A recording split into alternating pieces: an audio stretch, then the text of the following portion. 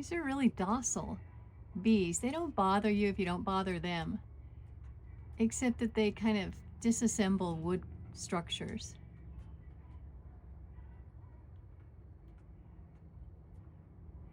This is the roof of our feed shed.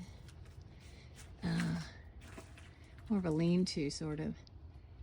I don't know how many we have in here. For sure 2. I think they're fascinating creatures. They make such beautiful, round, perfect holes. They do a lot of pollinating. They're good to have if you've got fruits and vegetables that need a little help, or a lot of help.